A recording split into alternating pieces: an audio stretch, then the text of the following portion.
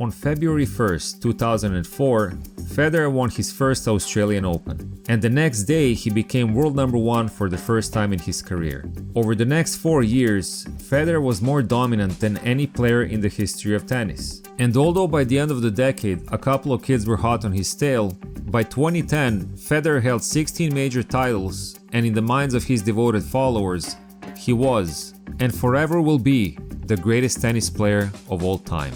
The GOAT. But then 2011 happened, and Federer suddenly stopped winning. And at the same time, Djokovic started his decade of dominance, in which he broke almost all of Roger's records, and statistically speaking, surpassed him as the greatest ever. Even more painful to Roger's adoring fans is that Djokovic did it by often beating Federer himself. Heckling from the stands and hating on social media did little to stop Novak or to ease their pain. The undeniable truth is that Djokovic was simply better. But Federer fans couldn't swallow that bitter pill, so they sought comfort in excuses. And one of their favorite excuses is that Roger got old in 2011. In this video, we will discuss this excuse and once and for all uncover if it's the truth or just wishful thinking. Did Federer abruptly decline as a tennis player in 2011 at the age of 30, as his fans claim, or did Djokovic and other players simply surpass him? Let's find out. First of all, how do we know if a player has declined because of old age? How do we know if a player has even declined? Obviously, we can look at the results. Let's start there. It's crystal clear that Federer's results, compared to Djokovic, fell off a cliff in 2011. Before 2011, Federer led Djokovic in every important statistic. But from 2011 to 2019, every single one of these stats flipped decisively in Novak's favor. And if we look at the timeline of Federer's Grand Slam titles, we see the same. Federer won 16 titles between 2003 and 2010, and then only one in the next 6 seasons. And this is the same thing we have seen in the careers of tennis greats from the past. Jimmy Connors and Ivan Lendl were both number 1 ranked players and multiple slam winners in their time. Connors won 8 Grand Slams, but none in his last 9 seasons. And Lendl also won 8 slams, but finished his career with 4 seasons without a major title. At the end of their careers, titles dried up for both of them. And this is the first thing that is different about Federer. After winning only 1 major title in 6 seasons and no titles in 4 years, Federer won 3 Grand Slams after the age of 36. How can this be? If he was too old to win in 2011, how come he won 3 more titles 7 years later? Obviously, we can't rely only on Grand Slam titles to figure out if a player has declined. So let's go back to Connors and Lendl and see if we can identify other signs of aging in players. This is Jimmy Connors' ELO rating by age. As we can see from the chart, Connors peaked at the age of 26, then maintained a very high level until he turned 33, and then began to sharply decline. And Lendl follows the same pattern.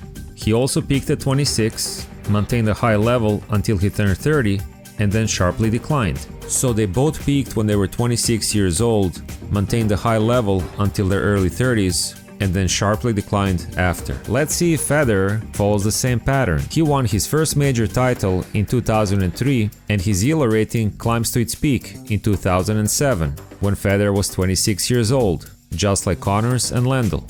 And just like them, he comes down from his peak over the next 3 seasons, but still maintains a high level and continues to win majors. And now we reach the critical year, 2011. In 2011, Federer turns 30, and for the first time in 9 years, he doesn't win a single major title. So clearly, this must be when he became old and started to decline. Just like Connors and Lendl peaked at 26, maintained a high level until their early 30s, and then sharply declined, we would expect Federer's ELO rating to also sharply decline in 2011. But it didn't. After 3 years of decline, Federer's ELO rating increased in 2011. Believe it or not, in 2011, when he didn't win any major titles, Roger's ELO rating was higher than it was in 2004 when he won 3 Grand Slams. And there's more. In 2012, his ELO rating increased again and almost reached his 2005 level. As a matter of fact, from 2011 all the way to 2019, Federer's ELO rating stayed at almost the same level as it was during his prime. The only seasons when his ELO rating was slightly lower than in 2004 are 2014 and 2019. In all other seasons, Federer was better than he was in 2004. This surprising trajectory of Federer's ELO rating gives us two important clues. The first is that Federer once again doesn't follow the pattern of the other aging all-time greats. He won major titles at a very advanced stage, and his ELO rating did not decline after he turned 30. He stayed close to his peak level all the way to 2019. The second clue is that Federer, despite not winning almost any Grand Slam titles for many years, continued to win most of his matches. ELO rating increases with wins and decreases with losses. So high ELO rating means that Federer maintained a high match win percentage after 2011. This is not the case with Connors and Lendl. If you look at Jimmy Connors' match win percentage in Grand Slams before 1986, it stands at 85%, but after 1986 it is only 71%. And Lendl won 85% of his Grand Slam matches until 1991, but after that only 68%. And what about Federer? His match win percentage until 2011 was 88%, and in the 2011 to 2019 period, that number is 84%, only a 4% difference. Compare that to the double-digit drop for the other two all-time greats. This confirms that Federer after 2011 continued to win Grand Slam matches at almost the same rate as before 2011. In other words, even though he wasn't winning titles, he was still winning a lot of matches in the Grand Slams, which only means that he usually advanced far in these tournaments. And this is another way in which Federer is different from Connors and Lendl. As they got older, they started losing in the early rounds of Grand Slam events. Before 1986, Jimmy Connors reached at least the quarterfinals in 83% of Grand Slams that he played. After 1986, he only reached quarterfinals 38% of the time, and Lendl went from 70 to 29% when he got older. What all these numbers tell us is that one of the most obvious signs of an aging tennis star is that they become less consistent in going deep in the tournaments. Was that the case with Federer in 2011? Until 2011, Federer reached at least the quarterfinals of slams 65% of the time. From 2011 to 2019, he reached the quarterfinals in 81% of slams that he played, a 16% improvement. Not only that, but Federer even reached the semifinals more consistently after 2011. Instead of declining, as his fans claim, Federer reached the quarterfinals and semifinals of Grand Slams more consistently than before. Even if we discard Federer's first two seasons, 1999 and 2000, when he didn't reach the quarterfinals even once, his quarterfinals percentage after 2011 is still better. So after 2011, Federer's ELO rating didn't decline, his match win percentage didn't decline, and he has advanced to late rounds of Grand Slams more consistently than when he was younger. But we still can't completely discard his fans' claim that he declined, because he did stop winning major titles. And we still haven't explained why he won 3 more titles after not winning for many years. The clue once again lies with Connors and Lendl. As mentioned earlier, when they got older, they started losing in the early rounds of tournaments, even when they were still highly ranked. And that means that a lot of those losses came against lower ranked players. For example, in 1986 Wimbledon, Connors was the 3rd seed, but he lost in the first round to an unseeded player called Robert Seguso, who never reached Grand Slam quarterfinals in his entire career. And in the first round of the 1993 French Open, number 7 seed Lendl lost to a qualifier, Stefan Wett, who never went past the second round. And that's probably the best way to tell if a player has declined with age. They start losing to opponents that they would otherwise beat.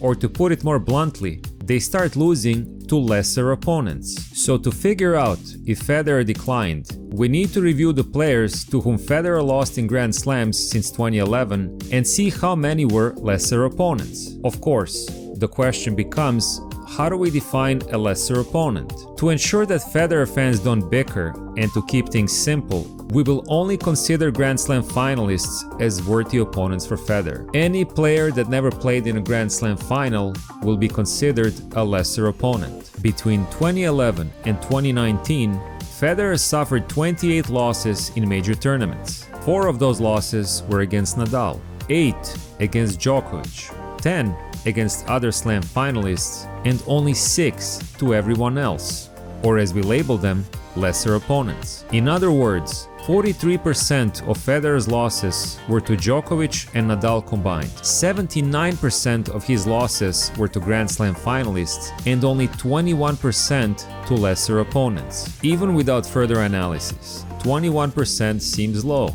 to say the least. And it proves that Federer rarely lost to lesser opponents. But we can't fully grasp the meaning of this number until we compare it to other players. So let's see what these numbers are for Djokovic and Nadal, the two players who won 25 Grand Slams from 2011 to 2019. For Djokovic, that number is 20%, nearly identical to Federer's, and for Nadal, 45%. In other words, Federer is almost equally consistent in defeating the lesser opponents as Djokovic, and he is a lot more consistent than Nadal. The fact that Federer is almost equally consistent as Djokovic in beating non-finalists is even more impressive if you consider that no player in history has won more in a 10-year period than Djokovic did since 2011. And keep in mind that we calculated these numbers using an extremely high standard, because we only considered slam finalists as worthy opponents for Federer. If we also consider semi-finalists as worthy opponents, we find that between 2011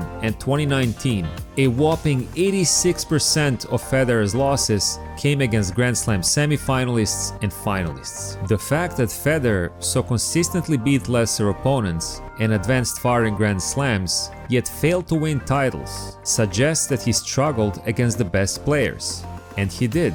Federer won only 60% of his matches against other Slam finalists, while Djokovic won 79% and Nadal 78% of those matches. And Federer had an especially poor record against Djokovic and Nadal. He only won 4 out of 16 matches against them, just 25%, while Djokovic won 70% and Nadal 50% of matches against the other two. And this is what made all the difference. This is why, from 2011 to 2019, Djokovic won 15 slams, Nadal 10, and Federer only 4. And Federer won 3 out of those 4 titles in 2017 and 2018. How? What was the reason for this brief Federer renaissance so late in his career? Let's take a look at all the Grand Slam finalists who beat Federer in slams between 2011 and 2019. These are the players responsible for 79% of his Grand Slam losses in that period. I also added Sorcerer here, who beat Federer in 2010. First, notice that almost all of these players had their best season between 2011 and 2016. They all peaked in this 6-year period when Federer won only 1 major title, and only Anderson had his best season in a year when Federer won, in 2018. But what happened to these players in 2017 and 2018 when Federer won his last 3 slams? Soderling retired in 2012. Djokovic, Murray, Wawrinka and Tsonga were all injured and ended up having surgeries. Raonic was also injured and dropped out of top 30. And Del Potro was already out of top 30 for the same reason. Berdych injured his back and never recovered. Anderson beat Federer the only time when they met in a Grand Slam, but that was after Federer already won his last 3 titles. And Tsitsipas was still 19 years old when Federer won his last 3 slams. He didn't advance past the first round in any of those tournaments, which leaves only Cilic and Nadal, the players that Federer beat, to win his last 3 slams. Cilic has a record of 1 win and 10 losses against Federer, with his only win in his best season, 2014. And finally Nadal.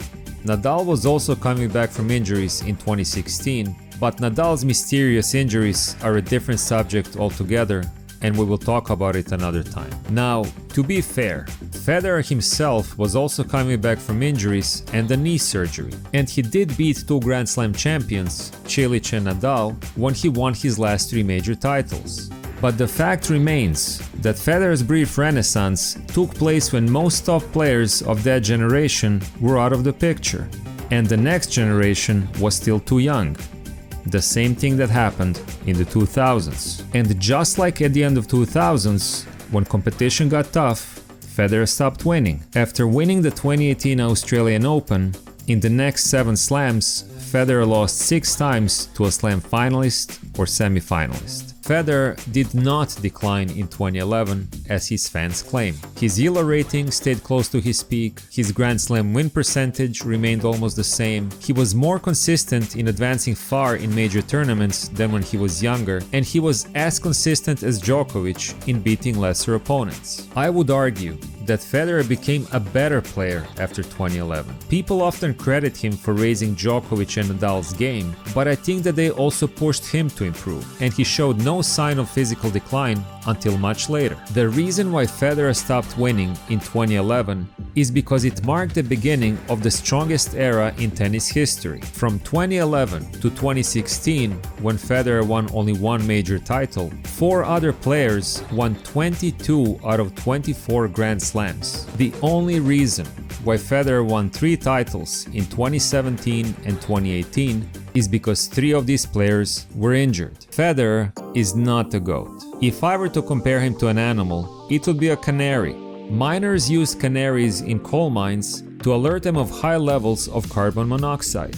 When canaries dropped dead, the miners knew that carbon monoxide was high, and they would get out of the mine. And just like miners detect high levels of carbon monoxide by observing canaries, we can detect high levels of competition by observing Federer's results, because he only wins in the weak eras. And with that, we can cross off the 3rd excuse on our list. But this is not the end of this series.